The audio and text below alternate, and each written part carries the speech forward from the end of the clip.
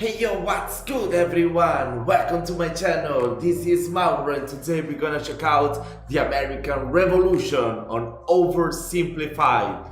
Today we're gonna check out only the first part. So guys, I'm asking you already at least 50 likes. I'm not asking for much, and we're gonna do the second part. I don't know that much. I gotta be honest with you guys. I don't know that much about this matter. So it's gonna be very interesting. I love learning new stuff in history and in daily life, of course, as well. So yeah, without any further ado, let's just check it out.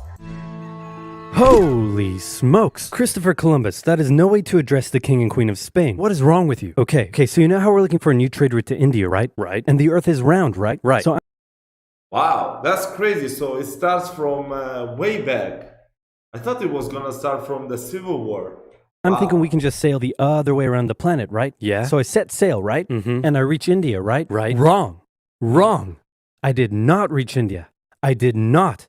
All right, get to the point. Did you know there's a whole nother freaking continent out there? Okay, and do you think I should care about this? Why? Oh, I'm sorry. Did I forget to mention there's gold everywhere? El Dorado. Columbus landed in Central America in October 1490. Yes, and a fun fact for you that maybe don't know this, but Spain that colonized pretty much everything in South America, getting the gold and everything. They were like the most rich country in Europe at the time, probably of the world. But they got so much into debts with so many banks all over the world. So, I mean, all over the world. The world was pretty much Europe at the time. So, and that's crazy. I remember I read something about that matter, you know. It was crazy, you know. You would think that they were super rich, like crazy rich at that time with all the gold, El Dorado, bringing back all kinds of metals and stuff from South America. Instead, most of the I mean, of course, they were still rich, earning a lot of money, but they got into so much debts to bring all those ships and bring back all the gold. So that was crazy. Too. And he had the time of his life. And by that I mean he went on a huge theft and murder spree. He stole gold, jewelry, people, and a hammock. And then he returned to show off all of his riches, including a few previously undiscovered items such as tobacco, the pineapple, turkeys, and a hammock. Now I know what you're thinking, but oversimplified, Columbus didn't discover America, the Vikings did. And you'd be partially right. In the 11th century, Leif Erikson was the first European to land in America. But hey, if you love Vikings so much, then why don't you check out today's sponsor? Vikings War of Clans is a mobile game that was inspired by the famous strategy and we gotta check out next the Vikings as well, huh? RPG games of the 90s like Age of Empires and Civilization. Do you like I love building Age of cities, Empires. collecting resources, training armies, joining a clan and going to war? Then my friends, Vikings War of Clans is for you. And what makes its world so addictive is that more than 20 million online players are constantly changing the way the game evolves by never-ending fighting over resources, forging new alliances, and competing in live events. Support my channel by downloading Vikings for free, only from my links in the description box below, and get the special bonus of 200 gold coins and a protective shield. Don't forget to look me up and join my Vikings clan under my nickname, Oversimplified. Now where was I? Oh yeah, Columbus, time of his life, hammock. And suddenly the race was on to explore and conquer the New World. After a couple centuries of warring with the natives and each other, the European powers had claimed quite a lot of land, including this area, which both the English and the French claimed as theirs. One day the French said, "I'm gonna build some forts along here." And the English were like, "Could you not?" And the French said, "Sorry, but no, I could not." And they went ahead and built their forts, which pissed off the English, so they sent an up-and-coming British lieutenant colonel by the name of George Washington with a combined force of British troops and Native Americans. After a short battle, the French commander said, all right, we surrender." "Okay, boys, pack it up. They're surrendering." Oh, sorry, was I not meant to split his head open with a tomahawk? Don't worry, it's not like this will start a 7-year-long major global conflict. And what happened next was a 7-year-long major global conflict, which Great Britain won. At the peace negotiations, Spain gave up Florida, while France gave up all of its territories in North America. But Britain's victory came at a cost, a £60 million cost. They were now broke, in a lot of debt, and had to come up with some way to repay it. So they went to the colonies and said, okay, listen up. So a huge part of the war was spent protecting you from the French, and now we have no money because of it. So I'm not sure what you're saying here. Okay, so we spent a lot of money protecting you from the French, right? Right. And now we're broke. That certainly is a pickle. Listen to me. We spent all of our money protecting you, and now we need money. Can you please pay us back some money? No. Okay, we're just gonna go ahead and tax you. In 1764, Britain introduced the Sugar Act, forcing the colonists to import sugar and molasses exclusively from the British and to pay duties on them. Then a year later, they introduced the extremely controversial Stamp Act, and it worked a little something like this. Hello, shopkeep. Hello, Mr. Bungleberry. Here's the deed for your new shack. Stamp. That'll be 3 pence, please. Wait, what was that? It's the new tax. I get a stamp on any paper or documentation I make, and you have to pay for it. Would you like to see this pamphlet that explains everything? Yes, please. Okay. Stamp. 2 pence, please. This is awful. You know what? Just give me a deck of cards so I can go gamble my pain away. Okay. No. Don't do it. Stamp. Obviously, the colonists were like, hey my dudes, this new tax legislation right here, this is BS. Until now they had enjoyed relative freedom to rule themselves, and now suddenly Britain was asserting its control. They were especially unhappy because they didn't have any representatives in the parliament that was levying taxes on them. So they protested, orators gave fiery speeches, British goods were boycotted, and anyone loyal to the British found themselves increasingly harassed. The whole thing actually began to take quite a toll on British business, and after just a couple years, the British were forced to repeal the Stamp Act. But we still desperately need money. What should we do? We could try taxing the colonies. Great idea. Wait, didn't we literally just try that and it failed miserably? Man, look at me. I look fabulous. Have you ever seen such a handsome boy? No siree, Georgie. No way. You're the handsomest, smartest, most popular king that ever lived, and everybody likes you. You're doing such a good job. Your Majesty? Oh, you're still here. Get the hell out. So in 1766, the British made a declaration saying, we can do what we want because we're in charge and you can all go suck it. Then they levied a whole bunch of new taxes on the Americans via import duties. Glass? There's a tax for that. Lead? There's a tax for that. Paper? Tea? Oil? There's a tax for that. And once again, the Americans boycotted British goods, British business felt the pinch, and the British had to back down. Alright, this is ridiculous. They're my colonies and I have to be able to assert my control. Repeal all the new taxes except for the one on tea. Also send 1,000 troops to Boston to take control. Oh, and make the colonists pay for them. And as British troops arrived, the tension in Boston was palpable. You could cut it with a knife, and it was all about to come to a head. On March 5th, a band of local patriots began heckling a British guard at the customs house. More and more Americans joined in the heckling, while more British troops turned up in support of their comrade. Snowballs were thrown at the British. The snowballs turned to rocks, the rocks to oyster shells. The soldiers, outnumbered, panicked. One thing leads to another, and you can see where this is going. 5 civilians were killed. The Patriot press throughout the colonies declared the Boston Massacre an unwarranted crime committed against the people of Boston by the cruel British, and the anger continued to grow. A British revenue schooner that ran aground in Rhode Island was burned by the locals. When it came to light that the governor of Massachusetts supported the suppression of the colonists, his house was burned by the locals. And next, the colonists would set their sights on the remaining tax on tea. On December 16, 1773, a band of patriots known as the Sons of Liberty disguised themselves as Native Americans, marched down to Boston Harbor, boarded a British merchant ship loaded with tea, and in front of thousands of spectators, threw nearly 10,000 pounds worth of tea overboard. The British were disgusted, and they punished Massachusetts with a vengeance. They dissolved its General Assembly, revoked their charter, and sent 3,000 more troops to occupy the city, meaning Boston and Massachusetts were now essentially under the direct rule of Great Britain. And oh boy, were the people pissed. The other colonies saw what was happening and worried they might be next. So they called a brain trust to decide what to do.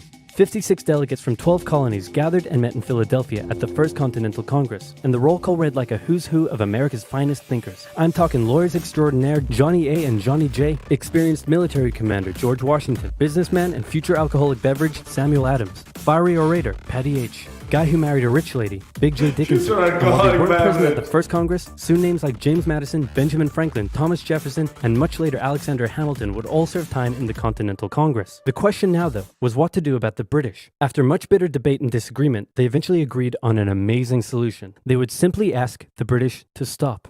Can you stop? No. It didn't work. Okay, then tell the local militias to start arming and be ready at a minute's notice. And across the colonies, these Minutemen stood ready for the beginning of the American Revolutionary War. Now, having your colonies in open rebellion is one thing. Once they start arming themselves, that's when it really hits the fan. So British General Thomas Gage ordered 700 troops from Boston out into the rebel-controlled Massachusetts countryside to destroy stores of arms and ammunition held by the rebels in Concord. The British set out in the middle of the night. Patriots including Paul Revere rode ahead to warn that the British were coming, giving the rebels time to prepare. The two sides met in Lexington as the sun began to rise. They faced off against each other, and in the confusion, somebody shot first. The shot heard around the world marked the beginning of the American War of Independence. The rebels were outnumbered and had to fall back to Concord as the British split up to search for rebel supplies. However, more and more Patriot rebels kept showing up, and this time it was the British who were outnumbered as more fighting kicked off in Concord. The most professional army in the world was forced to flee back to Boston at the hands of local, poorly trained militiamen. And all along the British route back to Boston, Patriot rebels continued to gather and open fire on the retreating British. When the British reached Boston, the rebel militias surrounded them. Boston and the British were now under siege as small land and naval skirmishes continued around the city. And the British would suffer another embarrassing blow, this time in upstate New York. Colonel Benedict Arnold concocted a plan to take the British stronghold Fort Ticonderoga, which held a large amount of guns and ammunition. He set off towards the fort alone, hoping to recruit men along the way, when he came across the Green Mountain Boys, led by Ethan Allen, who, as it turned out, had the exact same plan he did. So they decided to work together. But I'm in charge. No, I'm in charge. No, I'm in charge. No, I'm in charge. No, I'm in charge. No, I'm in charge. No, I'm in charge. This went on for some time, until the Green Mountain Boys threatened to go home, and Arnold had to concede. The group raided the fort at night while the Redcoats were asleep, and they caught them completely by surprise, taking the fort and all of its munitions with almost no resistance. Wow, great job, Ethan. Very impressive. By the way, what happened to that other guy we sent to take the fort? Who? Benedict Arnold. Never heard of him. Ouch. What the fuck? Nobody knew what was going on. The colonies were in open rebellion, and for now, they even seemed to be winning. So King George fired General Gage, replaced him with General William Howe, and ordered the rebellion to be put down immediately. Okay, the British are definitely going to retaliate for all of this, so we should probably put together a proper army. First, we need to pick a commander-in-chief, and I think we can all agree that that job should go to the man, the myth, the legend, George Washington. My friends, I am humbled and honored that you would consider me for such an important role. I did not expect for this. All right, you've been showing up in a military uniform every day for the last 10 months. We all know you wanted this, so cut the crap, George. Dude. Is that how it happened? So Washington began his journey up to Boston to take command of the newly established Continental Army, just as the British made their first major attempt to break the siege. They made plans to take the high ground on Bunker Hill, but spies warned the Continentals of the British plans, so they fortified Bunker Hill and set up defensive positions on nearby Breed's Hill. The day of the battle came, and as the British advanced, a barrage of Continental gunfire was opened up on them. Twice they tried to climb the hill, twice they were pushed back. The battle lasted 3 hours until the Continentals finally ran out of ammunition and had to retreat, allowing the British to take the hill. While technically a British victory, they suffered nearly 1,000 casualties to the Continentals' 400. The colonists showed the British that this wasn't just a rebellion, it was war, and they were ready for it. But one thing they weren't sure about was why they were fighting. While some radicals were starting to throw around the I word, most hoped to eventually repair their relationship with Great Britain. So they sent a letter to King George saying, "Hey man, looks like things aren't going your way. Remove the taxes and let's be friends? I'm gonna kick your ass." Send that to the colonies. Your Majesty, your handwriting is terrible. Are you sure? Just do it. What does it say? He's gonna lick my... Gross. So for the remainder of the year, small engagements continued to occur around the colonies. The British burned down the towns of Falmouth, Massachusetts and Norfolk, Virginia as revenge for earlier anti-British incidents. These actions played right into the hands of Patriot propaganda. Overseas, the British were seen as brutes, and the French and Spanish would soon begin sending supplies to the rebel cause. During this time, there was also minor fighting going on between Patriot and Loyalist militias in the southern colonies. Benedict Arnold was still on a mission to win some personal glory for himself, so he headed up an attempt to invade Canada in a two-pronged attack. The Continentals managed to capture some British forts and the city of Montreal, but a harsh snowstorm with some smallpox on the side saw them defeated and pushed back at Quebec City, and they were forced to retreat all the way to Fort Ticonderoga. Speaking of which, remember all those guns and ammunition? Well, this guy's got a plan for what to do with them. He uses oxen to drag 120,000 pounds of artillery for 2 months through the harsh winter, 300 miles all the way to Washington and his Continental Army surrounding Boston. Boom.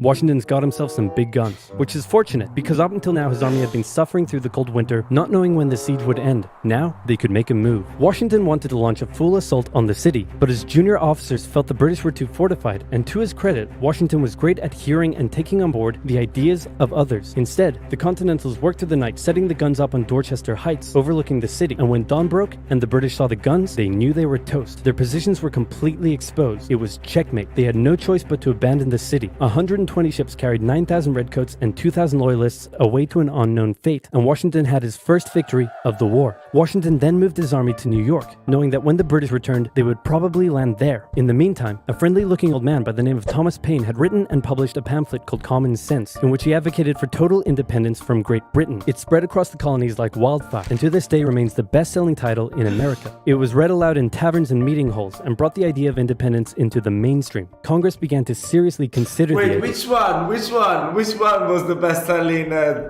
American title? Full independence or Don't Eat Yellow Snow? It's just common sense. Colonies like wildfire, and to this day remains the best-selling title in America. It was read aloud in taverns and meeting halls, and brought the idea of independence into the mainstream. Congress began to seriously consider the idea. Thomas Jefferson was selected to write up an official Declaration of Independence, and he went hard, writing that all men are created equal, with certain inalienable rights, including life, liberty, and the pursuit of happiness. Of course, Jefferson had over 100 slaves, but we don't have to talk about that. On the 2nd of July, Congress voted unanimously in favor of independence, and John Adams declared that the 2nd of July would go down as the most remembered day in American history. Then a couple days later, independence actually came into effect. The United States of America was born. There was no turning back now. The Americans tore down a statue of King George in New York and melted him down into 42,000 musket balls. To the British, it was treason. And if the king had his way, Washington and all of Congress would be hung. Speaking of the British, guess who's back? The king sent an intimidating force of 130 warships and 25,000 men to New York. Washington knew that taking on the most powerful military in the world wouldn't be easy. The British set up camp on Staten Island as the Americans dug into defensive positions around Brooklyn Heights, waiting for an attack to come. But the British just waited, wearing down their opponent's nerve while building their own strength. At one point, they launched a big scary artillery barrage and then said, you know, if I was you right now, I'd probably sue for peace. But Washington told them to shove it. The Americans kept holding out for what was coming, and when they finally hit, they hit hard. 15,000 British troops approached the American position, and the two sides fired on each other in massive rows. But what the Americans didn't realize was they were only fighting a decoy. The main British force was going around to flank the Americans from behind, and when they arrived, they inflicted heavy casualties. The Americans panicked and retreated back to Brooklyn Heights, where they then found themselves trapped between the British army and the river. It looked as though the war was already lost, but luckily, instead of attacking, the British decided to dig in for a siege, and then a thick fog set in, allowing Washington's army to escape across the river unimpeded. The British continued to chase and engage the Americans at Manhattan, and the Americans suffered defeat after defeat after defeat. It was a disaster. Washington's leadership was called into question, as thousands of American POWs were left to rot as traitors. Washington's army fled through New Jersey all the way down to Pennsylvania. Rarely had an army been so badly beaten, yet survived to fight another day. Wow. That was so cool. That was nice. That was nice. It was nice. It's really fun the way they teach history, you know, making you smile, have a good laugh as well. It's cool. It's not like in school that you just listen to the history, you're gonna hate it, you gotta learn every day. I like this way of teaching. I think that's why this YouTube channel is really popular. It does a really great job and I really like it. So guys, I ask you please at least 50 likes, and I'm gonna do the second part as well, and I really wanna do it soon, so please just give a like right away, okay? It was really nice. Some things I knew, others I didn't, but yeah, I'm trying to learn as much as I can about this beautiful country that is America. So yeah guys, we are done for today. I wish you a nice day. Please don't forget to subscribe, and I'll see you next time.